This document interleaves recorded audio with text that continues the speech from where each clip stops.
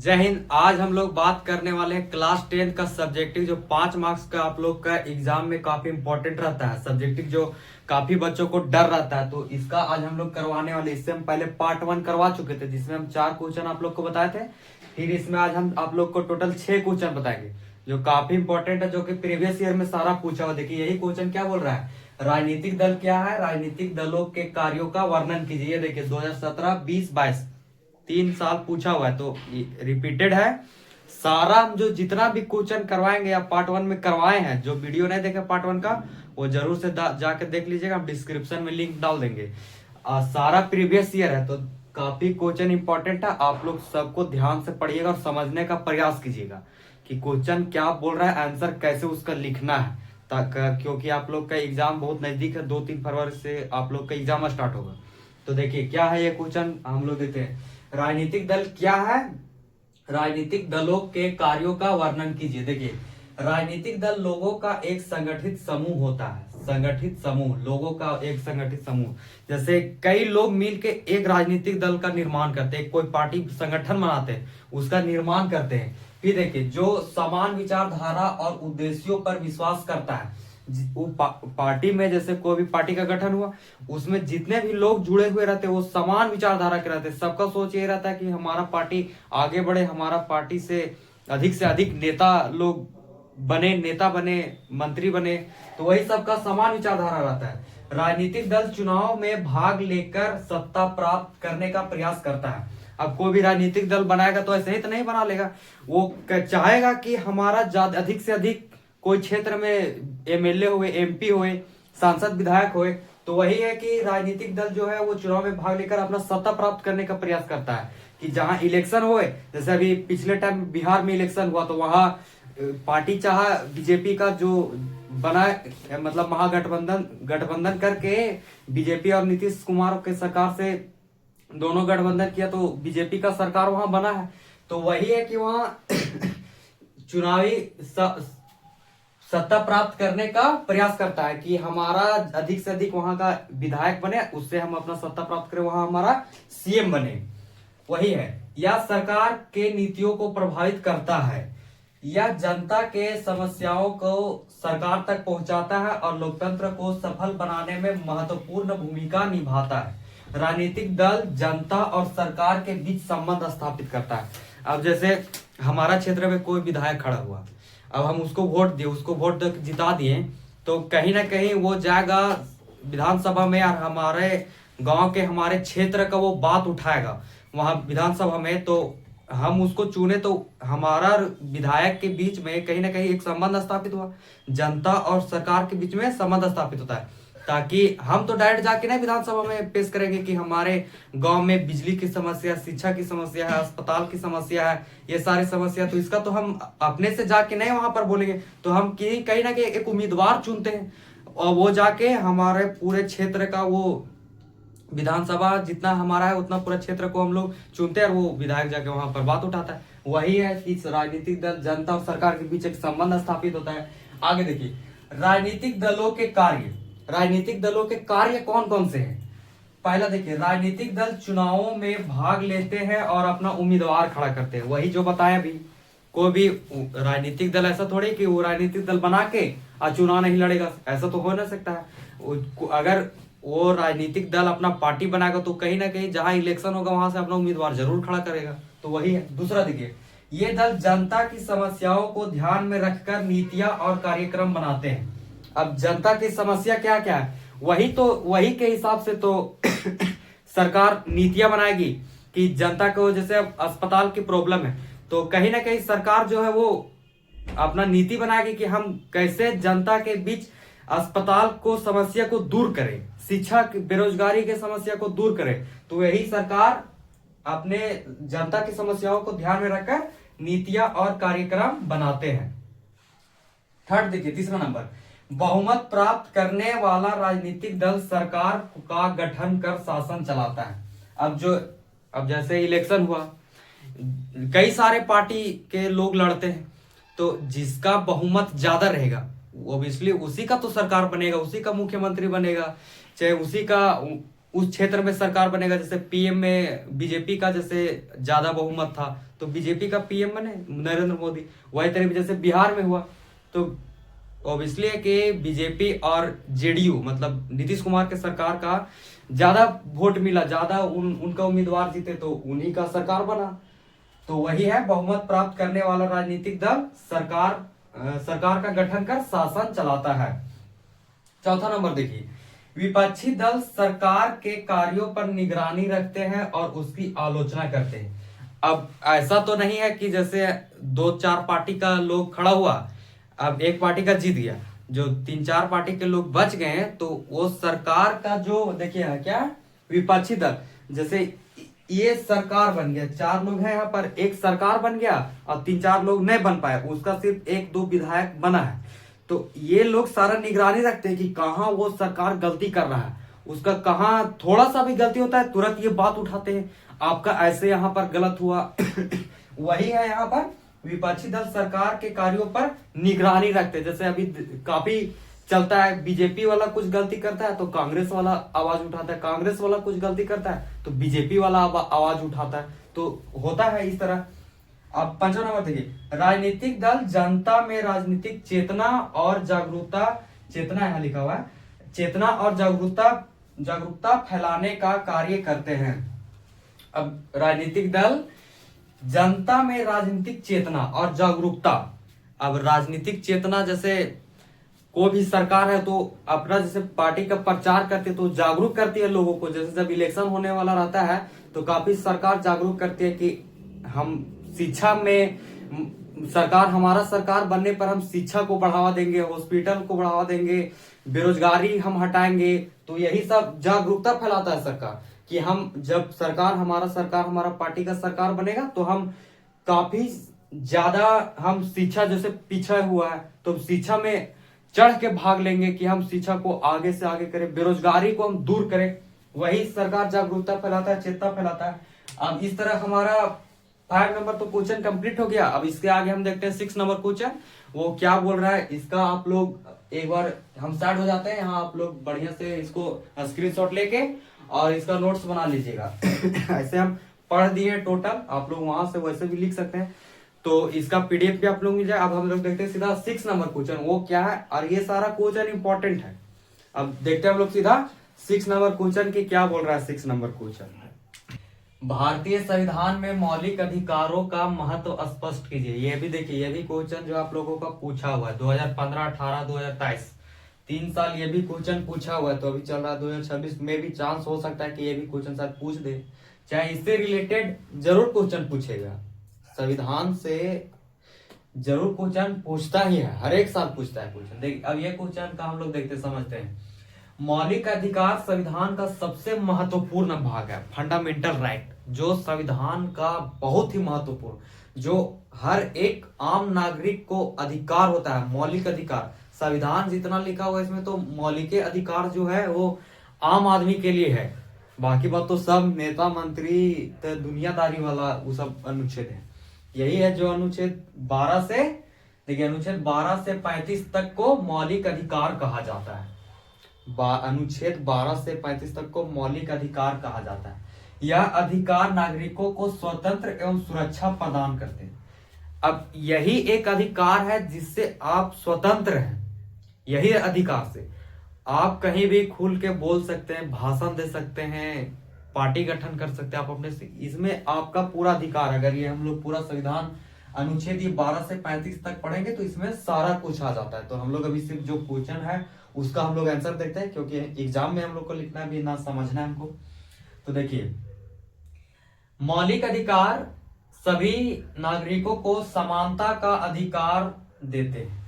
सब, इसमें कोई लिंग, जाति, भेदभाव, ऊंच नीच कुछ नहीं होता, सब बराबर है। कोई बड़ी जाति छोटी जाति नहीं होते, मेल फीमेल में कोई अंतर नहीं। सारे लोगों को, जैसे पहले होता था कि महिला लोग को कम शिक्षा दिया जाता था, अब नहीं, अब ऐसा कोई सिस्टम नहीं। जितना पुरुष का शिक्षा का अधिकार है उतना महिला का, सब कुछ बराबर है। जाति, भेदभाव, जन्म स्थान, आप इस राज्य के जन्म है तो उस राज्य की, सब कुछ नहीं है अंतर, सब बराबर है। वो यही बोल रहा है कि सारे मतलब मौलिक अधिकार सभी नागरिकों को समानता का अधिकार देते हैं। यह अधिकार नागरिकों को शोषण से बचाते हैं। अब ये अधिकार इसमें ये भी बोला कि जैसे बोले कि पहले कहा था कि जब संविधान नहीं बना होता तो बड़ा जाति वाला छोटा जाति को डरा धमका देता था, तो वही है कि इसमें शोषण से बचाता है, शोषण आपका नहीं होने देगा। ये मौलिक अधिकार लोकतंत्र को मजबूत बनाते हैं। इनके कारण नागरिकों अपने विचार स्वतंत्र रूप से व्यक्त कर पाते हैं। जैसे बोले कि आप कहीं भी पार्टी गठन कर सकते हैं, कुछ भी बोल सकते हैं, वही है कि इसमें अपने विचार स्वतंत्र रूप से व्यक्त कर पाते हैं। अपनी बातों को आप किसी के सामने बोल पाएंगे, कोई मीडिया को कोई देख सर आपको दो शब्द बोलना है संविधान के बारे में तो आप अपना खुल के विचार दे सकते हैं, जो आपके मन में हो वो बात अपनी इच्छा से आप बोल सकते हैं। यदि सरकार इन अधिकारों का उल्लंघन करती है तो नागरिक न्यायालय जा सकते हैं। अगर सरकार आप में इसको कुछ उल्लंघन कर रही है, आप छोटी जाते हैं कि आपको हॉस्पिटल में इलाज से रोका जा रहा है, आप सीधा कोर्ट पहुंच जाएंगे, सुप्रीम कोर्ट आपको डायरेक्ट जाने का अधिकार है। ये है इसमें कि सरकार अगर कुछ तरह किसी भी प्रकार का आपसे उल्लंघन करती है, आप सीधा सुप्रीम कोर्ट पहुंच जाइए, वहां हिसाब किताब हो जाएगा। उसके बाद देखिए, ये अधिकार व्यक्तित्व विकास में सहायक होते हैं। अब इसलिए है कि जब इतना है तो कोई भी आदमी का ये अधिकार व्यक्ति के व्यक्तित्व विकास में सहायक होते हैं। वही है, इसका हम लोग देख लिए। इसका जैसे बोलेंगे कोई भैया इतना छोटा आंसर है, तो इसमें जितना हम समझाए आप अपने से भी और जोड़ के लिख सकते हैं इसी से रिलेटेड। तो सारा आप लोग को लिख। अब हम लोग देखने वाले हैं नेक्स्ट क्वेश्चन नंबर 7। क्या है देखिए, भारतीय कृषि के कई 5 समस्याएं लिखना है। भारतीय कृषि के बारे में आपको कोई 5 समस्या आपको लिखना है। हम लोग पॉइंट वाइज समझेंगे। सबसे पहले देखिए ओवरव्यू देख लेते हैं कि स्टार्टिंग में हमको स्टार्ट कैसे करना है लिखने के दौर में। भारतीय कृषि देश की अर्थव्यवस्था का आधार है। अर्थव्यवस्था का आधार है। भारत में कृषि आधी जनसंख्या, भारत में लगभग आधी जनसंख्या, भारत में जैसे 140 करोड़ जनसंख्या, तो उसमें आधी जनसंख्या लगभग कृषि पर ही आधारित है। मतलब वो जब तक खेती करके कमाएंगे खाएंगे नहीं तब तक उसका घर नहीं चलेगा। तो वही लिखा हुआ है कि जनसंख्या कृषि पर निर्भर है। इसके बावजूद भारतीय कृषि कई समस्याओं से ग्रसित है। इस समस्या के कारण कृषि उत्पादन कम होता है और किसानों की आर्थिक स्थिति कमजोर बनी रहती है। भारतीय कृषि के 5 समस्याएं निम्नलिखित है। अब यहाँ समझते हैं हम लोग को क्या क्या वो 5 समस्या जिसके कारण अधिक, मतलब समस्या तो अनेकों है, लेकिन हमको कोई 5 समस्या के बारे में बोला तो उसका हम जिक्र करेंगे कि वैसे कौन से मेन जो 5 समस्या है जिसके कारण भारतीय कृषि ग्रसित है। देखिए सबसे पहला आपका हो गया मानसून पर अत्यधिक निर्भरता। मानसून पर जो है वो भारतीय किसान अत्यधिक निर्भर है। भारत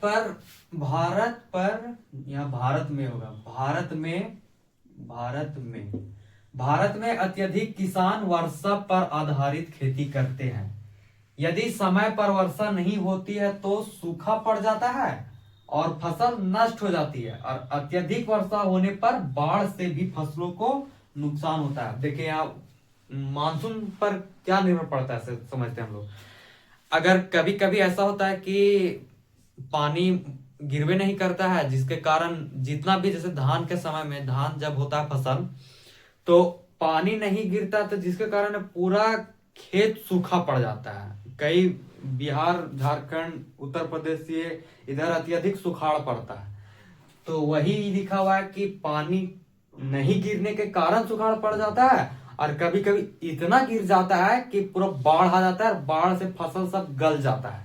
जैसे धान रोपल है, धान का खेत है, पूरा पानी भर जाएगा तो धानवा जो बीज छोटा छोटा उगेगा वो तो यही नीचे दब के मर जाएगा, पानी से पूरा गल जाएगा, खत्म हो जाएगा। तो वही है मानसून पर अत्यधिक निर्भरता है। दूसरा देखिए छोटे और बिखरे हुए खेत। अब यहाँ ये भी है कि बहुत छोटा छोटा, इतना छोटा छोटा खेत है कि उसमें ट्रैक्टर भी नहीं जा पाएगा जोतने के लिए। ट्रैक्टरवा का साइज इतना है तो इतने को खेत में, तो ट्रैक्टरवा यहाँ घूमेगा कैसे? तो वो भी समस्या पढ़ते देखिए। जनसंख्या बढ़ने के कारण भूमि का लगातार बंटवारा हुआ है। अब जैसे जैसे जनसंख्या बढ़ेगा, भारत में 140 करोड़ जनसंख्या, अभी तो फिर जनगणना स्टार्ट हो गया है, अब 150 से पार पहुंचेगा, 150 करोड़ से पार पहुंचेगा जनसंख्या। देखिएगा यही लिखा हुआ है कि लगातार जनसंख्या का बढ़ना और छोटे खेतों में आधुनिक मशीनों का प्रयोग कम होता है। यहाँ प्रयोग कम होता है जिससे उत्पादन कम होता है। अब और इसलिए बात है कि जैसे बड़ा बड़ा खेत रहता, एक 5-5 एकड़ 6-6 एकड़ का, तो उसमें है कि ट्रैक्टर फटाफट जोतता जोतता जोतता जोतता एकदम पूरा जोतता। अब इतने को खेत है, ट्रैक्टर इतरगो है, तो कहाँ से उसमें घूमेगा, तो जल्दी नहीं हो पाता है। तो इसलिए किसान क्या करता है, हर बैल से जोतता है या तो फिर उसको कोड़ता है, तो मेहनत उसमें ज्यादा है। तो वही लिखा हुआ है छोटे और बिखरे हुए खेत, जिसके कारण जनसंख्या के बढ़ने का भी कारण है। जैसे किसी का पहले एक है, उसका पिता, इसका 2 बेटा है, 2 बेटा है, तो इसका जितना जमीन है उतना आधा आधा तो 2 भाग में बट गया। पहले एक ही को था, अब 2 के हो गया, तो मुश्किल पड़ता है। आगे देखिए थर्ड नंबर क्या है, सिंचाई सुविधाओं की कमी। अब सिंचाई का सुविधाओं में कमी का समझते हम लोग। आज भी कई क्षेत्रों में नहर तालाब की उचित व्यवस्था नहीं है। इसमें किसान केवल वर्षा पर निर्भर करते हैं, ये भी समस्या है। जैसे मेरे गांव तरफ भी तालाब है 1-2 छोटा बड़ा, लेकिन नहर का समस्या नहीं। जैसे नहर रहता है तो काफी लंबा लंबा खेत है, जब नहर एक बार ऐसे पास करवा दिया जाता है, इसके किनारे किनारे खेत रहते हैं, तो इससे ये समस्या है कि नहर से जैसे यहाँ ई खेत में डायरेक्ट पानी आ गया, ई खेत में पानी आ गया, ई खेत में, और नहर रहबे नहीं करेगा, यहाँ बीच में मान लीजिए रोड है, तो कैसे फिर पानी का सुविधा पहुंचेगा। तो दूर में कहीं दूर तालाब है, तो यहाँ से पानी लाना मुश्किल है। अगर नहर रहता तो ये सुविधा तक डायरेक्ट यहाँ से अपना थोड़ा दूरी में है, खेत में तुरंत पहुंचा दीजिए। तो ये सुविधाओं काफी क्षेत्रों में नहीं है, नहर की सुविधा। तालाब तो हर एक लगभग क्षेत्र में उपलब्ध हो ही गया है। तो वही है कि सिंचाई सुविधाओं में कमी, सिंचाई करने का कोई उत्तम व्यवस्था नहीं है। देखिए 4 नंबर देखिए, पुरानी तकनीक और साधनों का उपयोग।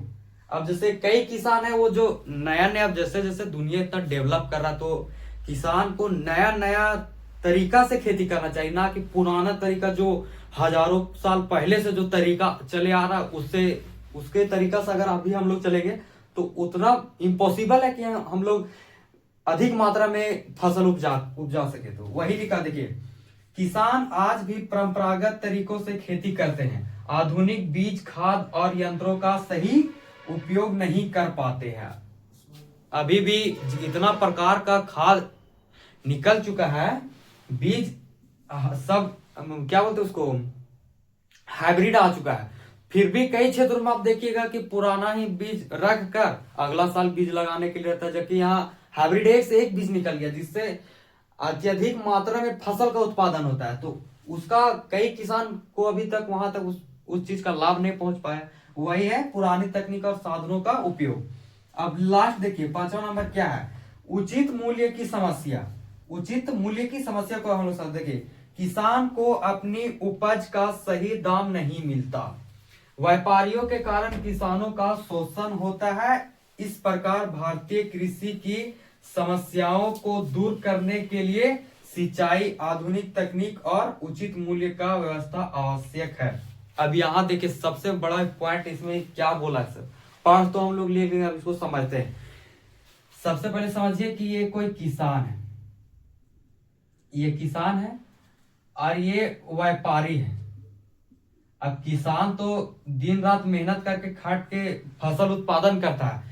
अब इसको, ये किसान को इतना, इसको मतलब इसका अधिकार नहीं होता है कि ये अपने से दाम लगा सके कि इसका मूल्य, हम टमाटर उपज किए तो 1 केजी टमाटर का दाम 50 रुपया कुछ नहीं, इस किसान के ये हाथ में न रहता है। ये तय करता है व्यापारी कि आप टमाटर आप कैसे बेचिएगा। व्यापारी बोलेगा 20 रुपये, तो किसान ऑब्वियसली कि व्यापारी को 20 रुपये ही टमाटर देगा। अगर किसान व्यापारी को नहीं देगा तो जैसे व्यापारी है कि वो दूर दूर एक्सपोर्ट करता है, एक राज्य से दूसरे राज्य में भेजता है। जैसे अभी मान लीजिए इधर झारखंड बिहार में हो रहा है टमाटर की खेती, तो कई अनेक राज्य है उधर नहीं होता है खेती, तो इधर से उधर करता है व्यापारी लोग। तो व्यापारी लोग ही डिसाइड करता है कि आपका जो फसल है वो हम कितने में खरीदे जो कि हमको भी लाभ हो। तो इसमें किसान का कोई अधिकार नहीं होता, तो किसान जहां के तहीं रह जाता है, उसको घाटा होता है, फिर भी वो फसल बेच देता है। टमाटर आप देखते होंगे 2 रुपये 3 रुपये 50 पैसे तक टमाटर हो जाता है। अगर किसान का ये अधिकार रहता कि नहीं, हम हमारा 20 रुपया से हम कम बेचेंगे तो हमको लॉस होगा, तो किसान तो 50 पैसे 1 रुपये 2 रुपये टमाटर नहीं बेचता। तो ये व्यापारी डिसाइड कर लेता है कि नहीं इतना दीजिएगा तो दीजिए ना तो रखिए। तो फिर किसान क्या करेगा, मजबूरी, उसका जो सड़ रहा है टमाटर उससे अच्छा तो कम दाम में भी बेच दे, वो कम से कम उसका बीज का पैसा तो आ जाए। तो वही रहता है कि किसान इसमें तय नहीं कर पाता है कि उसका उचित मूल्य क्या है। यही समस्या व्यापारी लोग तय कर पाता है। और व्यापारी लोग तो चाहता है कि, इसलिए देखिएगा कोई भी गांव में किसान जहां का तहां रह जाता है, और व्यापारी को देखिएगा कि वो यहाँ था तो यहाँ पहुंच के बढ़ जाता है, वो यही हो जाता है। तो इस तरह हम लोग क्वेश्चन नंबर 7 को समझ लिया। अब देखते हैं हम लोग क्वेश्चन नंबर 8 क्या बोल रहा है। देखिए अब हम लोग क्वेश्चन नंबर 8 की बात करते हैं। क्या है क्वेश्चन नंबर 8? भारत के जल संसाधनों पर संक्षिप्त टिप्पणी लिखना है। मतलब भारत में जल की क्या व्यवस्था है, कहाँ से जल पूर्ति हो रहा है, इसके बारे में हम लोग को कुछ लिखना है, टिप्पणी करना, मतलब उसके बारे में कुछ लिखना है। ये भी देखिए क्वेश्चन आपका 2017, 2020 और 2024 में पूछा हुआ है, प्रीवियस ईयर क्वेश्चन है, ध्यान दीजिएगा। देखिए भारत जल संसाधनों की दृष्टि में एक समृद्ध देश है, मतलब भरा पूरा है। भारत में जल की कमी नहीं है। यहाँ जल के अनेक प्राकृतिक स्रोत पाए जाते हैं, काफी सारे मतलब स्रोत हैं जहां से जल हमें प्राप्ति होती है। जैसे देखिए यहाँ जिनमें नदियां, झीलें, तालाब, भूमिगत जल, हिमनद मतलब वही ग्लेशियर, जैसे बर्फ का बड़ा बड़ा चट्टान, और वर्षा जल प्रमुख है। गंगा, यमुना, ब्रह्मपुत्र, गोदावरी, नर्मदा जैसी नदियां देश की कृषि, उद्योग और पेयजल की आवश्यकता को पूरी करती हैं। बहुत सारे भारत में नदी है, बड़े बड़े नदी है, छोटे छोटे नदी है। गांव है, आपके गांव में अगर आसपास उधर भी नदी होगा, बहुत सारे नदियां हैं जो किसान लोगों को काफी उससे बेनिफिट होता है कि वहां से डायरेक्ट अपना खेत में पानी पाइप के द्वारा पूर्ति कर लेते हैं। देखिए आगे क्या लिखा हुआ, पेयजल की आवश्यकता पूरी करती है। भारत में मानसून वर्षा जल का प्रमुख स्रोत है। जो जब पानी बरसात के समय में यहाँ का प्रमुख स्रोत वही है, क्योंकि यहाँ नहर उतना ज्यादा डेवलप नहीं है। कहीं कहीं नहर की व्यवस्था है, बाकी बात कई राज्यों में तो नहर का सिस्टम भी नहीं है, वही है। देश की लगभग 80% वर्षा मानसून के महीनों में होती है।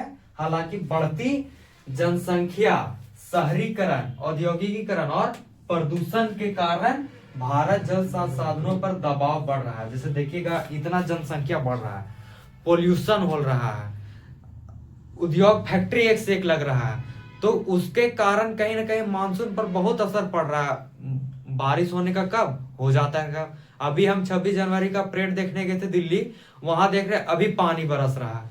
अब ये वाला तो चल रहा है, मतलब ठंडा का मौसम अभी चल रहा है, फिर आएगा गर्मी वाला का सीजन, तो बारिश यहाँ बीच में हो जा रहा है। तो कहीं ना कहीं पोल्यूशन बहुत ज्यादा है, पोल्यूशन के कारण मानसून पर उथल पुथल मच जाता है, वही है। फिर आगे देखिए, इसलिए जल संरक्षण, वर्षा जल संचयन और उचित जल प्रबंधन आज की सबसे बड़ी आवश्यकता बन गई है। जल संसाधनों का सतत उपयोग ही भविष्य जल सुरक्षा सुनिश्चित कर सकता है। ये आपका हो गया भारत में जल संसाधनों पर एक टिप्पणी लिखना है, आपको कुछ निबंध लेख लिखना है। अब हम लोग आगे नेक्स्ट क्वेश्चन देखते हैं। अब क्वेश्चन नंबर 9 क्या कह रहा है वो हम लोग समझते हैं। भारत में वन संसाधनों पर महत्व लिखिए, मतलब भारत में वन संसाधन का महत्व लिखना है आपको। ये भी क्वेश्चन देखिए 2015, 18, 2022 में पूछा गया क्वेश्चन है, तो ध्यान दीजिए आप लोग अच्छे से, इसको भी समझिएगा क्या बोल रहा है क्वेश्चन। देखिए समझते हैं, भारत में वन संसाधनों का बहुत अधिक महत्व है। यहाँ अत्यधिक भी लिख दीजिएगा तब भी चलेगा। वन हमें लकड़ी, ईंधन, फल फूल, यहाँ फूल होगा, फल फूल, औषधि, पौधे और रेशे जैसी उपयोगी वस्तुएं प्रदान करते हैं। वन से हमें बहुत बेनिफिट है। मतलब यहाँ टोटली आपको मतलब जंगल के बारे में लिखना है, जंगल से हमें क्या फायदा हो रहा है। आपको अगर अपने लैंग्वेज में आता है कि नहीं भैया हम अपने लैंग्वेज में लिख सकते हैं जंगल के बारे में, तो आप अपने लैंग्वेज में लिखिए। पूरा लिखना है आपको जंगल के ही बारे में, जंगल के ही यहाँ महत्व को बताना है। वही है, देखिए समझते आगे।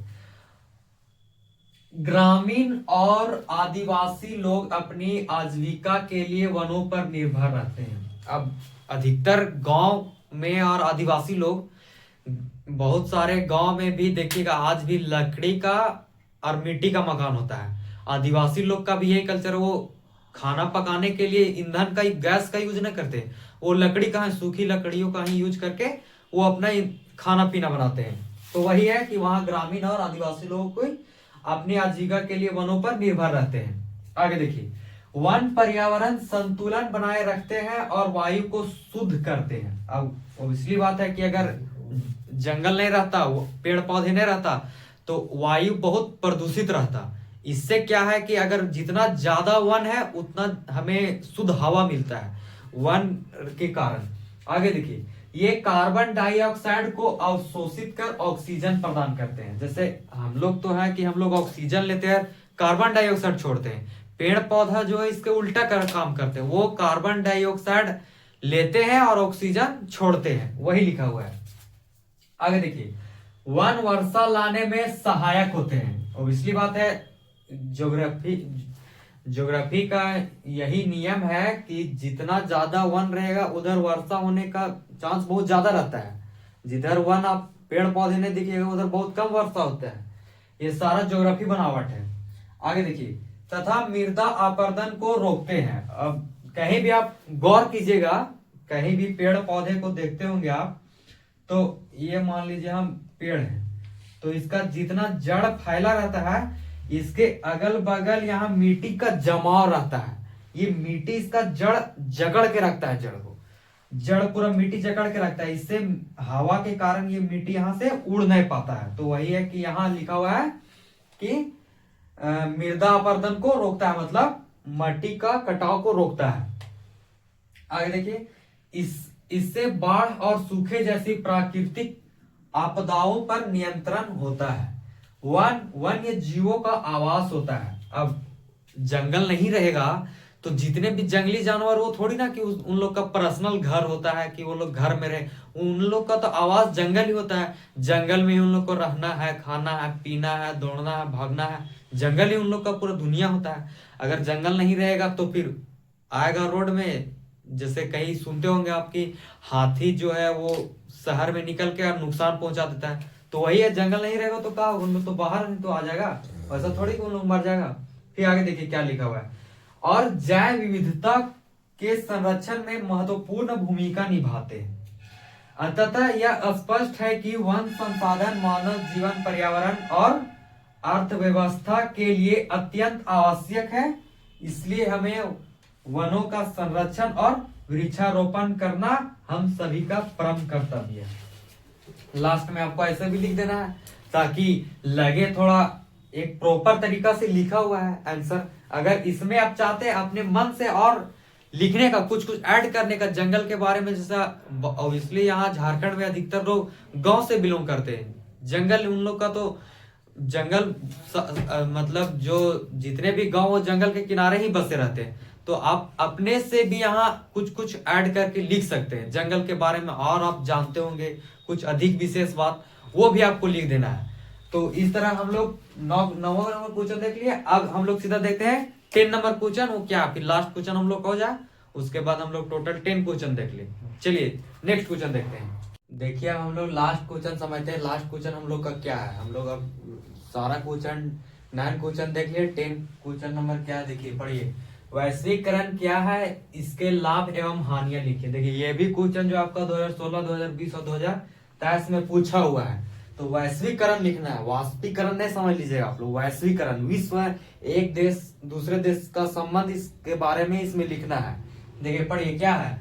वैश्वीकरण वह प्रक्रिया है जिसके अंतर्गत विश्व के विभिन्न देश आपस में आर्थिक, सामाजिक और सांस्कृतिक रूप से जुड़े हुए हैं। मतलब वैश्वीकरण वह प्रक्रिया है जो एक देश दूसरे देश से आर्थिक रूप से, सांस्कृतिक रूप से, सामाजिक रूप से जुड़ा हुआ है, वही है वैश्वीकरण। जैसे भारत है तो वो रूस के साथ संबंध रख रहा है, अच्छा तो वो सांस्कृतिक रूप से भी है, आर्थिक रूप से भी है। जैसे भारत रूस से पेट्रोल खरीदता है, चीन से सामान खरीदता है, अमेरिका से जितना भी हमारा सोशल मीडिया ऐप है वो चलता है, तो सारा कहीं ना कहीं एक देश दूसरे देश से संबंध रखते हैं, तो उसी को वैश्वीकरण कहते हो, वही है वैश्वीकरण। आगे देखिए, इसके अंतर्गत इसके माध्यम से वस्तुएं, सेवाएं, पूंजी, तकनीक का अंतरराष्ट्रीय स्तर पर आदान प्रदान होता है। भारत में 1991 के बाद वैश्वीकरण को बढ़ावा मिला था। 1991 से पहले जितना अभी है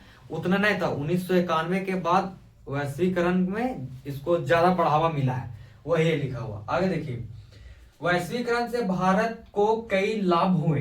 विदेशी कंपनियां के आने से रोजगार के अवसर बढ़े हैं और उपभोक्ताओं को अच्छी गुणवत्ता के सस्ते उत्पाद उपलब्ध हुए हैं। नई तकनीक और पूंजी का विकास हुआ है। इसमें ये बोल रहा है कि जैसे कई विदेशी कंपनियां भारत में आए, भारत का कंपनी विदेश में गया होगा, तो वही जितने भी विदेशी कंपनियां भारत में आई तो कहीं ना कहीं हमें जैसे पहले मान लीजिए एग्जांपल लेते हैं हम, पहले था कपड़ा बनाने का सिस्टम चरखा से, तो विदेशी कंपनी आया भारत और उसके पास मशीन था, एडवांस मशीन था, तो वो फटाफट कपड़ा बना देता था।